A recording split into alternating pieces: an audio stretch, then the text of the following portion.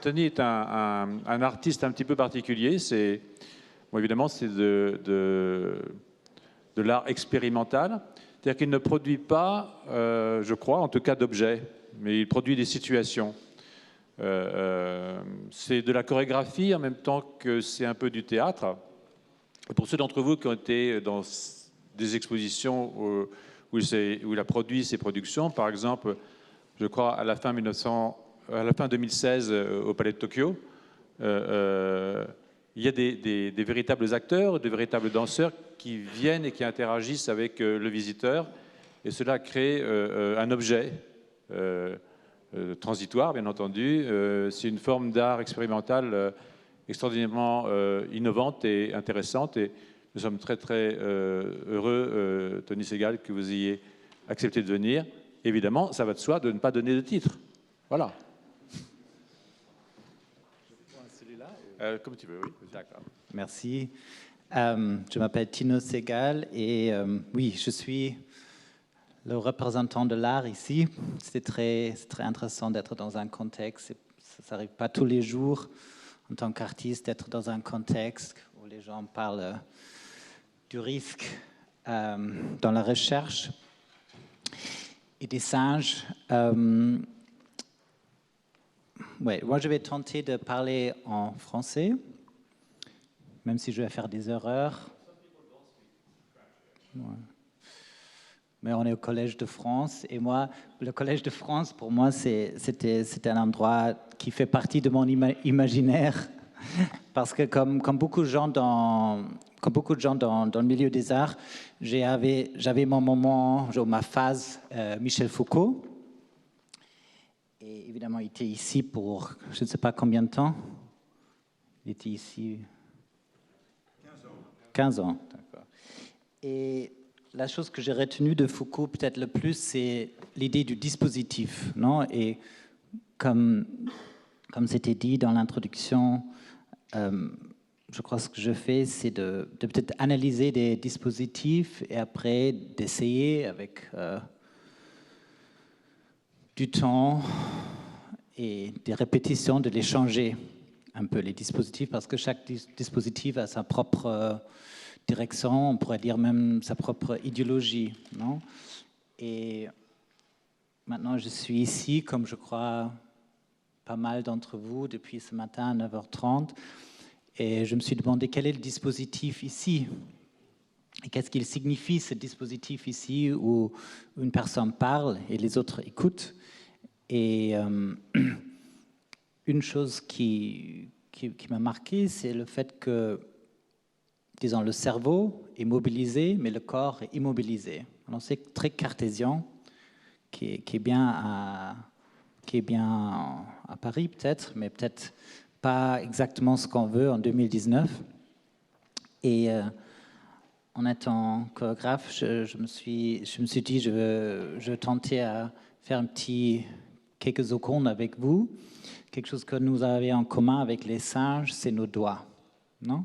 Et aussi l'opposition du pouce, on dit ça, pouce. Et pour peut-être mobiliser un peu le corps, même sur une façon minimale, alors si vous voulez aller avec moi et juste regarder un peu vos doigts. Pour moi, c'est quelque chose avec qui je travaille en ce moment beaucoup, parce que c'était quelque chose qui était aussi négligé dans la danse de scène, non? Alors, si vous essayez ça, et vous voyez un peu dans quelle direction le plus grand écart que vous pouvez faire entre les doigts. Essayez ça. Oui. Vous pouvez aussi aider avec l'autre main. Vous pouvez faire ça aussi, non? Surtout les gens qui sont là depuis 9h30. Si vous voulez mettre debout, ça ne me gêne pas. Moi, je suis debout. Mais je ne veux pas trop vous demander parce que... D'accord. Et maintenant, on peut essayer les deux choses ensemble. Alors, vous pouvez faire le mouvement des doigts. Essayez de bouger le plus vite possible et dans le plus grand écart possible. Alors, ça, c'est bien, mais plus grand écart, non? Le plus grand écart. Et on refait ça. Et maintenant, bon, ça c'est la fin. Essayez les deux choses ensemble, non? Ça c'est la recherche. On met deux choses ensemble qui ne vont pas ensemble, comme on a appris chez Paula. deux citations qui ne sont pas très proches. Alors, ouais, essayez ça. Alors, ça fait ça. Les deux choses. Alors, vous bougez les doigts et vous faites comme ça, non? D'accord? Montrez-moi. Bon, maintenant, vous savez sur quoi je travaille, qui je suis. Tout est clair, d'accord? Alors, en étant le représentant de l'art un peu ici, non? On peut dire ça. Ça me donne la position privilégiée de aussi donner peut-être quelques définitions de qu'est-ce que c'est l'art, non? Et je crois que c'est très lié à l'innovation, en fait, parce que l'art, c'est quelque chose de très occidental dans mon point de vue. Ça a une certaine définition un peu paradoxale, c'est-à-dire ce est l'art qui dépasse l'art. Ouais. Je ne suis pas confortable de le dire, mais c'est pour ça que moi j'ai eu un certain succès, parce que c'était très simple pour les commissaires de comprendre que c'était différent que ce que se faisait avant. Moi, je faisais de l'art depuis 2 ans et j'étais représentant de l'Allemagne à la Biennale de Venise. Je faisais 2 ans. Mais c'était tellement simple, disons, on pourrait dire tellement conventionnel mon travail, parce qu'on pourrait voir ça comment dire, remplit, ça accord à la définition de l'art. Ça doit dépasser l'art pour être l'art. Non? Et je crois que c'est la même chose dans les sciences. Non?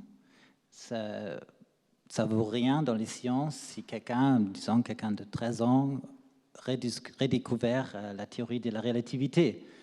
Non? Quelque part dans la Provence, sans Internet, redécouvert, c'est un génie, mais ça vaut rien. Non? Ça vaut quelque chose pour les médias peut-être, mais ça ne vaudrait rien pour la science. Et c'est la même chose dans les arts, mais pas dans les autres domaines. L'art et les sciences, ce sont les deux domaines où ça doit être original. Ça ne suffit pas que ça soit bien. C'est dur, hein, c'est dur. C'est dur comme jeu, comme compétition. Alors, par exemple, si je joue le foot autant bien que Zinedine Zidane, aujourd'hui, ça me rendrait encore un joueur de foot professionnel, je crois. Peut-être pas à l'échelle de Zinedine Zidane, mais je serai encore un bon joueur professionnel. Si je fais la même chose que, disons, Philippe Parreno dans le temps de Zidane, ça ne vaudrait rien. Non, ça ne vaudrait rien. Alors, l'innovation, ça fait partie de ces deux champs comme nécessité, et c'est pour ça que ce sont des champs durs. Non? Et on a besoin des risques, comme on a parlé ce matin, pour achever ou arriver à ces moments où le mouton va dans une direction. Non? On avait cette image de Paula, une mouton qui va dans une direction et beaucoup de moutons qui vont dans l'autre direction. C'est comme ça que j'ai compris ça. Alors, on peut dire que dans l'art comme dans la science, l'innovation est intrinsèque, on dit ça? It's intrinsic. Non? Et pour moi, dans mon point de vue, comment moi je vois nos sociétés, ça c'est significatif pour les sociétés occidentaux. Alors, c'est pas par hasard que dans nos formes ou dans nos domaines les plus élevés comme la science et les arts, l'innovation est une nécessité. C'est pas par hasard. Oui, parce que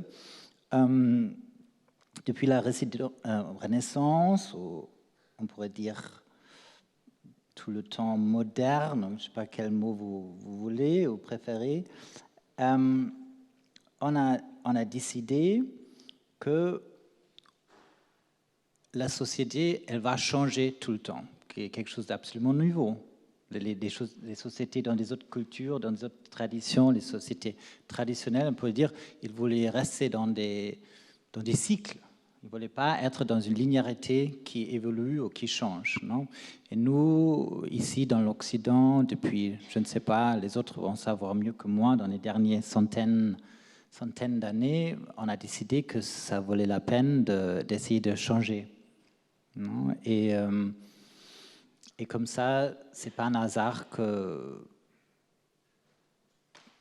that we embrace change et que ces domaines, comme je viens de dire, ces domaines de la science ont pour nécessité l'innovation. Même si on a compris ce matin que c'est pas facile de le rendre possible. Après, moi je suis ici, non, je crois, parce que il y a des gens, peut-être vous ne connaissez pas mon travail, je ne sais pas. Qui a déjà vu quelque chose? Parce que ma domaine, ce n'est pas les discours, c'est les expositions. Une personne, deux, quelques-uns ont vu. Alors, moi, je suis ici, je vais vous expliquer, vous dites qui est ce mec qui est là, qui parle avec un micro dans sa main. Je suis ici parce que les gens qui prennent les décisions dans le domaine de l'art, on parlait avec les gens qui prennent les décisions dans le Collège de France, et dit qui a fait une innovation. Et après, il y a mon nom et un des noms qui est dit. Est-ce qu'ils ont raison? Je ne sais rien. C'est pas ma rôle, c'est le rôle de la réception. Mais ce que je peux dire, c'est qu'est-ce qui m'a aidé, non, dans le sens aussi de ce matin, du discours de Paula et aussi de Daniel. Qu'est-ce qui m'a aidé à faire, si j'en ai fait une, qu'est-ce qui m'a aidé à faire une innovation? Et ce qui m'a aidé, c'est surtout, je crois, de faire du skateboard. Ouais. Est-ce que ça a de l'amour de dire ça ou non? J'en sais rien. Mais j'ai fait du skateboard du rue. C'est très important. Je ne vais pas faire du skateboard dans les half-pipe. Moi, j'ai fait le skateboard du rue. Et qu'est-ce que c'est, en fait, structurellement, qu'est-ce que c'est le skateboard de rue? C'est de prendre des choses, alors l'architecture, et de l'utiliser autrement. Non? Et moi, j'en ai fait ça à un certain niveau pendant, je ne sais pas, 8, 9, 10 ans. Et je crois, inconsciemment, quand je suis arrivé dans le monde de l'art, j'ai vu ça comme un système. C'est un système qui fonctionne d'une certaine manière, mais moi, j'étais entraîné en termes de skater, que j'avais arrêté, comment on peut utiliser un système ou une architecture ou quoi que ce soit dans une manière différente qu'elle était pensée. Non? Et évidemment, le champ de l'art plastique, c'était pensé pour les œuvres d'art qui sont des objets. On les met dans une exposition, on les regarde. Et moi, je me suis dit, et ça c'est une autre fois où on pourrait se parler dans un autre contexte, je ne vais pas parler de ça. Moi, je me suis dit, mais c'est très étrange que des humains regardent des objets, il n'y a pas d'autres humains. Je ne vais pas aller là-dedans parce qu'on va parler d'autres choses aujourd'hui. Et je me suis dit, bon, d'accord, moi, je veux réintroduire l'humain, parce que pour moi, c'est significatif dans les sociétés qui sont focalisées sur les objets, sur les productions, que dans notre rituel, comme l'exposition, on ne regarde que des objets. Je vais insérer des interactions humaines, mais je vais le faire en convenant aux codes et aux règles, aux conventions de ce champ. Alors, pour ça, la manière que j'ai fait, quand ceux d'entre vous qui étaient au Palais de Tokyo, c'était pas un événement à court terme, c'était 3 mois, 8 heures par jour. Ça a coûté une fortune de payer tous les gens. Mais moi, j'insiste parce que comme ça accorde aux conventions de l'objet de l'art, même si ce n'est pas. Et ça, c'est l'innovation, non, de croiser ces deux choses. L'autre chose qui, je crois, m'a aidé personnellement, c'est que chaque 3-4 ans, mon père est déménagé et j'ai compris en tant qu'enfant que les conventions, ce sont des conventions. Ça veut dire, ce sont des accords entre des gens et sur des choses très simples et on peut toujours les changer.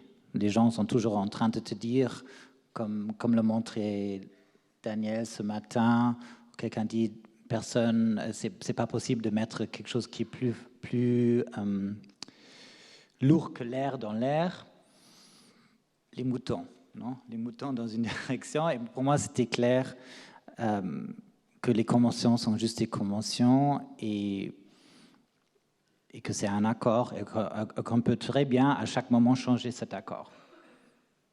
Et c'est comme ça que je suis allé dans le champ de l'art plastique en étant pas un plasticien, comme c'est écrit ici. Je crois que c'est artiste, mais je ne suis pas plasticien parce que je ne fais pas ça. Et on discutait ce matin, mais aussi hier matin à l'école des Beaux-Arts, quelles sont les circonstances le milieu, disons, qu'on pourrait produire qui est favorable à l'innovation. Et moi, j'étais très marqué par une chose que Daniel, je ne sais pas comment dire son nom, Zeifman, a dit. Il a dit quelles sont les circonstances pour l'innovation. C'est multidisciplinary, il a dit. C'était très vite sur son PowerPoint, mais je crois que c'est très très important d'être en contact avec des différents champs. Parce que si on se demande qu'est-ce que c'est une formation, c'est toujours une formation dans une certaine manière de faire. Et en tant que chorégraphe, c'est presque des certains mouvements. Non? Est-ce que c'est des mouvements physiques ou des mouvements de la pensée ou des mouvements d'interaction? Mais on est entraîné dans certains mouvements. Alors si je suis dans un champ, j'apprends certaines manières de comportement, de mouvement, et je suis formé là-dedans. Alors qu'est-ce que je vais reproduire? Je vais reproduire exactement ça quand c'est à moi. Si je suis dans deux différents champs, qui ont des différentes manières de bouger, d'interagir, et je suis formé dans les deux, il y a une crise productive, parce que je ne sais pas comment, à quel champ me tenir, non? Et je dois mettre d'une manière, je reviens vers moi-même. Alors, quand on a parlé hier matin sur les questions des écoles des beaux-arts, non? Moi, je continuais à réfléchir. Je crois que c'est important si on veut produire un milieu favorable pour qu'un jour des artistes sortent de temps en temps. Je crois que c'est important de les dégager de l'école, en fait, vers des autres champs, qu'ils apprennent des autres jeux. Et je ne connais pas très bien les sciences, mais je crois, pour la science, et c'est ce que j'ai compris de Daniel ce matin, il faut qu'ils soient ensemble avec des gens qui pensent autrement pour créer quelque chose de nouveau. Non? Bon, alors, ce qu'on peut dire, c'est que nous sommes dans des sociétés, où nous vivons dans ces sociétés aujourd'hui, comme je viens de le dire il y a quelques minutes, qui sont favorables à la transformation, au changement. Antoine disait hier, tu as vécu deux différentes époques, on pourrait dire, non? L'époque avant l'ordinateur, pour être bref, et l'époque maintenant. Et alors ça c'est une claire signe, ça c'est quelque chose de très rare dans l'histoire de l'humanité, que les gens vivent des vrais changements de vie. Moi j'ai vécu la société sans l'Internet et c'est vraiment différent. Non? Comme le monsieur qui est parti maintenant, il a une nostalgie, je crois, pour l'époque avant l'Internet et d'une certaine manière il a raison. Et alors, nous sommes dans des sociétés et ça c'est très très nouveau sur le niveau de l'humanité, l'histoire des humains sur cette planète, qui veulent changer, qui disent oui au changement, au progrès, à la transformation, comme vous voulez le nommer. La plupart d'autres sociétés qui existaient jusqu'à maintenant dans l'Occident, alors dans tous les autres temps, dans toutes les autres régions, ils étaient qui voulaient se défendre ou se protéger du changement, non, ou du progrès ou de la transformation. Ça, c'était tout l'enjeu. Nous, on veut l'avoir et c'est pour ça qu'on parle de la recherche et de l'innovation. Et eux, ils ne voulaient pas l'avoir, non, parce que le changement, ça peut être le danger. Non? Alors, je me suis demandé, quand j'ai eu l'invitation, d'accord, de quoi je peux parler, parce que la recherche et l'innovation, d'accord, mais en tant qu'artiste, on est entraîné de quand même mettre les choses en question, non? Et alors, je vais bien poser la question, d'accord, alors ces sortes de sociétés qui sont basées sur la recherche et l'innovation, qui veulent changer, est-ce que c'est bien? Est-ce que ça nous aide en fait? Est-ce que ça nous aide pour être heureux ou pour avoir the good life, comment on dit ça, la bonne vie, ou comme les Grecs disaient, pour atteindre l'eudémonia, non? Est-ce que ça nous aide en fait? Mais c'est bien qu'on a tous ces institutions, on a toutes ces professions, mais à la fin, on veut avoir une vie, une bonne vie, non? Et bon, il y a beaucoup de gens qui en diraient oui, bon, moi aussi, alors oui, c'est bien. C'est bien parce qu'on a entendu ce matin, parce que je crois on est les sociétés avec la plus petite, comment on dit ça en français, like infant mortality rate. La plus petite, mais radicalement plus petite. Et ça, c'est quelque chose, en tant que parent, moi, je trouve ça bien. Non, je suis absolument pour. Je suis content que j'habite, je vis dans l'Occident, dans cette époque ici. Après, il y a aussi, Daniel, ce matin, le dit aussi, on a des vies beaucoup plus longues. Est-ce que c'est bien? Oui, probablement. Pourquoi pas? Non? Et moi, j'ai envie d'avoir une vie longue, alors c'est bien. Et puis, est-ce qu'il y a des autres avantages? Il y en a beaucoup. Une, c'est aussi juste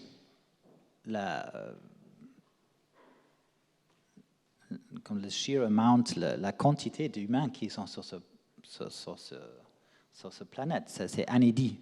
Non, on est accueilli à 8, comment on dit ça, on fait milliards, 8 milliards. Je ne sais pas combien de singes il y a, mais je ne crois pas autant. Ouais, et alors c'est un grand succès, et je crois que c'est un succès de ces sortes de sociétés, non, qui veulent transformer, qui ont la recherche et l'innovation à leur base, et trouvent des choses. Non, même pas consciemment, ça je te trouvais très pointu de Daniel, que souvent c'est pas fait par exprès ou mais souvent pas par hasard, mais par des circonstances, disons. Mais qu'est-ce qui sont les désavantages, non? Et ça, on arrive à la partie un peu spéculative de ce que je parlais ici aujourd'hui. Et ma hypothèse, c'est le négatif, la désavantage, c'est que ces sortes de sociétés nous mettent en contact avec ce que je veux nommer le principe de séparation qui est à sa base. Oui.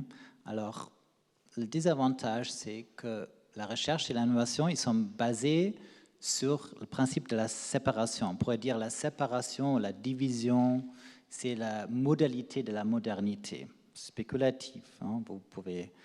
Je n'ai pas de répétition à perdre, alors je peux le dire dans ce contexte-là.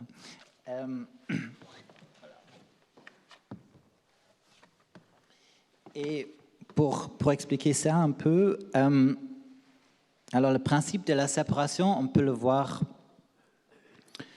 par exemple dans la médecine. Non? Comment on comprend le corps dans l'Occident? On le découpe. Ce n'était pas du tout l'idée chinoise. Non? Et on le découpe, on regarde qu'est-ce qu'il y a, ou dans les laboratoires, qui sont quand même les endroits les plus importants dans la recherche, qu'est-ce qu'on fait? D'une manière ou l'autre, on est en train d'isoler des éléments. Non? Isoler, comprendre comment ils fonctionnent, tout seul, autonome. Pour comprendre le tout, on doit diviser en parties, et après, on peut faire déduire comment le tout fonctionne. Et c'est la même chose avec la sagesse, on pourrait dire. On a divisé la sagesse dans les différentes disciplines académiques, universitaires. Et avant, il y avait la philosophie, je crois, non? En Grèce. Aujourd'hui, on a, je ne sais pas combien de disciplines universitaires ou académiques, ou tout le monde peut être spécialiste. Et je crois que ça c'est toujours ce même principe occidentale de séparation. Et de mon point de vue, un peu spéculatif, évidemment, et je peux me le permettre, je suis artiste, c'est on augmente la probabilité de l'innovation par diminuer le champ de recherche ou le champ d'action. Ça, c'est le principe, je crois. Alors, augmenter la probabilité d'innovation par diminuer le champ de recherche ou le champ d'action. Alors, si quelqu'un me dit dans le Moyen-Âge, je veux bien, je prends les 100 personnes les plus intelligentes, les plus sages de la société, créez-moi un nouveau monde, non, où on peut voler, où on peut communiquer avec des gens à l'autre partie de la Terre, faites-le. Je crois que si on leur a donné 400 ans, ça n'aurait pas fonctionné. Ce qui a fonctionné, c'est de réduire le champ d'action et faire la recherche de base, non? Et au fur et à mesure, on a plus en plus de compréhension. Et dans les arts, qui est mon domaine, alors je me sens plus à l'aise, on a le même problème. Non? Et je crois que la personne qui a pointu sur ce problème de séparation dans les arts, on a les différentes disciplines, c'est Margaret Mead. Alors je veux partager avec vous un texte. Est-ce qu'on peut... Ah oui. Est-ce que c'est là depuis tout le temps? Non. D'accord. Alors, vous avez déjà lu. Est-ce qu'on peut aller un peu en haut? Parce que c'est le deuxième paragraphe. Est-ce que c'est possible d'aller...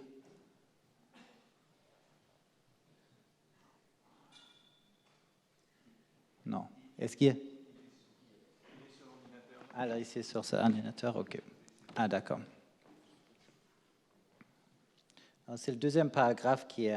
Maintenant, je sais que vous parlez tous anglais. Alors, je vais lire une fois. First, the art of an indigenous culture, seen now as the whole ritual, the symbolic expression of the meaning of life, appeals to all of the senses, just as also a medieval high mass, catholicisme. The medieval high mass involved all the senses, to the eye and ear, to the smell of incense, the kinesthesia of genuflection, alors se mettre sur les genoux, kneeling, or swaying to the passing procession, to the cool touch of holy water on the forehead. Ouais, alors, c'est la promotion de la masse catholique. Ouais. For art to be reality, the whole sensuous being must be caught up in the experience. Alors elle dit, pour que l'art soit sur le même niveau que la masse, comment dire ça, la messe catholique, faut que tous les senses, comment dire ça, tous les sens sont impliqués dans l'expérience. Our present practices, by which people sit on stiff chairs, alors ça c'est le concert, ou le théâtre, ou l'opéra, and listen in constrained silence to a piece of music, or wander in desultory, unpatterned group in an art gallery, alors marche un peu arbitrairement dans une galerie d'art, looking at framed pictures hung in desperate disregard of any relevance which might exist among them, is the very opposite process. Et maintenant, on voit, disons, ce principe, sa critique, ou elle pointe sur ce que je nomme ce principe de séparation. One sense may be heightened, one emotion sharpened, but except in rare cases, there's no increase in the whole individual's relationship to the whole of life. Et ça, c'est le problème, je crois. Non? Et avec mes collègues français, comme Pierre Huyghe et Philippe Parreno, on ne parle que de ça, en fait. Alors nous, on est dans une discipline, l'art visuel, puis il y a les gens pour le corps, c'est les danseurs, après il y a les gens pour les oreilles, c'est les musiciens, mais ça ne vient pas ensemble, ça n'adresse pas tout le... Et ça a une certaine pauvreté. C'était bien, je crois, alors, en tant qu'artiste, je peux dire ça, c'était bien pour un certain moment. C'était bien d'investiguer qu'est-ce que c'est la musique et qu'est-ce que c'est les yeux et le pictoral. Non? Mais aujourd'hui, ce qui sort de là, c'est une certaine pauvreté. Les gens qui regardent dans les galeries 2 secondes, il y a toutes ces recherches 2 secondes.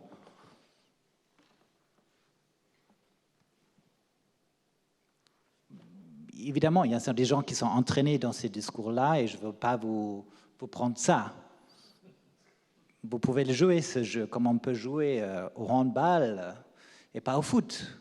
C'est possible. Hein. Mais je crois qu'elle a raison. En 1943, elle a raison. Elle est un peu extrême, mais one sense may be heightened, one emotion sharpened. Mais la totalité de la vie, elle reste un peu négligée. Et je crois que ça, c'est quand même un problème. Je dirais aussi quand je vois un peu autour de moi, par exemple, je crois les problèmes psychologiques dans notre société, c'est souvent, en partie, ça vient du fait que la personne n'est pas adressée dans sa totalité. Alors, elle est adressée par beaucoup de spécialistes, par exemple son médecin, mais le médecin ne peut jamais demander « mais qu'est-ce qui s'est passé dans ta vie ?» Il ne peut pas demander ça, parce qu'il est médecin. Alors il doit juste prendre du sang ou faire des choses dans le principe de séparation. Mais alors je crois qu'il y a un manque dans nos sociétés, et c'est pas, je ne parle pas contre la recherche et l'innovation, je parle pas aussi contre la séparation, mais il y a un manque de la totalité maintenant. On a eu trop d'autonomie. C'est même aussi, on a le plus grand problème que maintenant les gens, même en France, excusez-moi, se sont rendus compte, c'est la crise de notre planète, la crise de durabilité environnementale. C'est aussi une crise de la séparation des disciplines autonomes.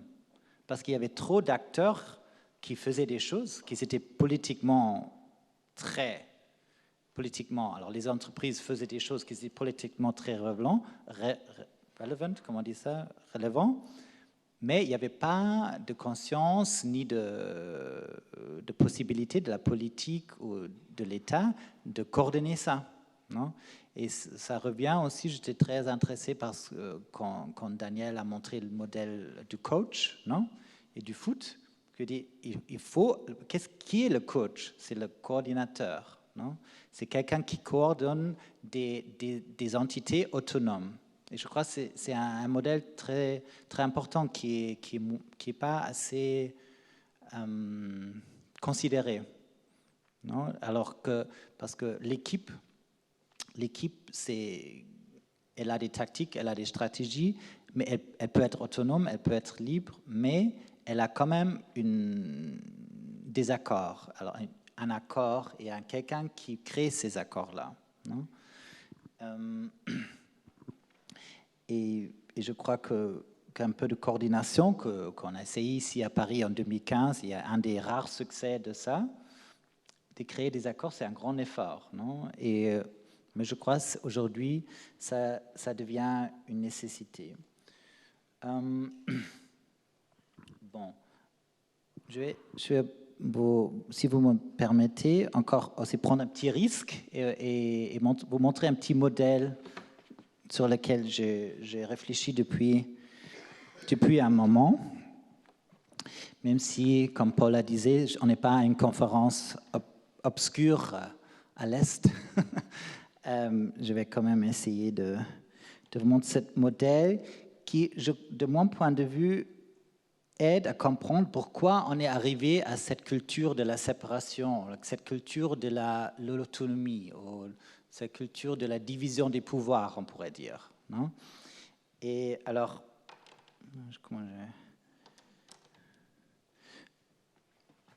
alors est-ce que peut-être celui-là est mieux, non?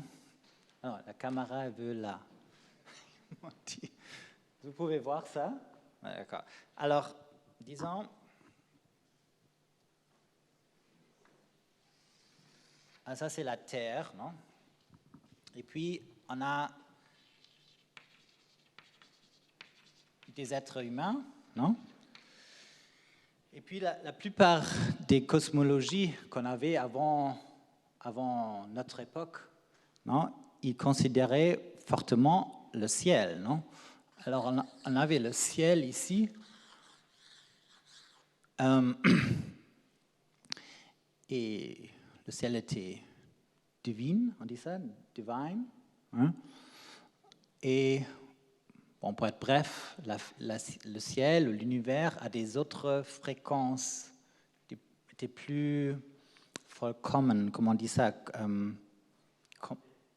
parfait, non? Et nous, on était, moins parfait.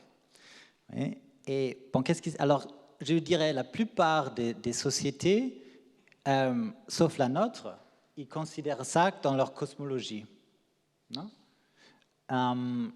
Alors après, le problème, c'est que surtout dans notre région, ça s'est passé. Alors,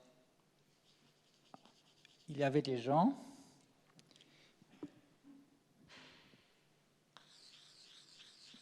qui prétendaient d'être de là, non? Ça, c'est l'Église, mais en fait, qu'ils étaient de là, non? Alors, ils disaient qu'ils étaient là, mais en fait, ils étaient que ici, non? Mais ça leur permettait de vraiment exiger un grand pouvoir sur les gens qui étaient là-dedans, non? Et la solution, et qu'on a trouvée, je crois, surtout ici en France, c'était de dire, et c'était une solution géniale, hein, je ne vais pas la critiquer, c'est de dire, ça n'existe pas. Ça n'existe pas. Alors, on ne pourrait plus jouer ce jeu-là. On peut dire de l'autorité de Dieu, vous avez votre place, vous allez faire ceci et cela, non? Et on a commencé à dire, ça n'existe pas. La seule chose qui existe, c'est les choses qu'on peut voir avec nos sens et qu'on peut répéter dans un expériment. Et répéter quelque chose dans un expériment, ou de le voir ou de le sentir avec nos sens, ça c'est quelque chose qui peut être vrai. Ça c'est notre manière de produire la vérité.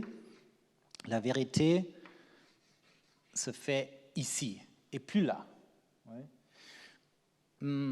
Mais et l'art, parce que je suis le représentant de l'art, non? L'art était toujours, ou les rituels, pour dire un mot plus ancien et plus correct, l'art avait toujours la fonction de faire la connexion, disons, entre ces deux domaines. Alors, qu'est-ce que l'art pourrait faire maintenant, ou qu'est-ce que le rituel pouvait faire quand ça n'existait plus? Alors, l'art est venu, ou le rituel, disons R puis A, oui, est venu ici. Et on a eu beaucoup et ça je dirais aussi pour plein de choses qui se font dans nos sociétés, pas que dans l'art, mais aussi dans les produits, dans le business. Comme on n'a plus cette possibilité-là, les vecteurs qui vont aller là, ils vont en fait ici. Oui. Et alors, on a une différenciation des modes, des produits. Alors, c'est ça que je nomme la transcendance horizontale. Parce qu'on ne peut pas avoir la horizontale verticale comme on l'avait. On n'a pas cette possibilité. Alors, on fait la transcendance horizontale avec tous nos modes, avec tous nos produits qui changent en permanence. Mais ça reste un peu vide. Ça, c'est la critique de la culture. Ça reste un peu vide. Mais on n'a pas d'autre choix aussi. Moi, je suis économiste de formation. On n'a vraiment pas d'autre choix. Mais ça, c'est notre jour d'en parler. Mais passionnant. Mais alors, on est impliqué dans cette transcendance horizontale. Et je crois qu'une innovation peut être, non, de maintenant qu'on n'a plus ce problème-là, parce qu'on a la division des pouvoirs. On l'a depuis 400 ans, je crois, plus ou moins, qu'on peut commencer avec cette base qu'on a créée. Cette base, elle est très forte. Ça veut dire on l'a établie depuis 400 ans, cette base de la recherche, de l'expériment, du laboratoire, de la citation, le peer review, des critiques, tout ça, tous ces instruments qu'on a développés nous protègent contre ce jeu. Et je crois maintenant on peut tenter de quand même ouvrir un peu. Et je ne connais pas très bien la physique quantique, mais je crois ce qu'elle fait. Non? Bon. C'est tout pour le moment.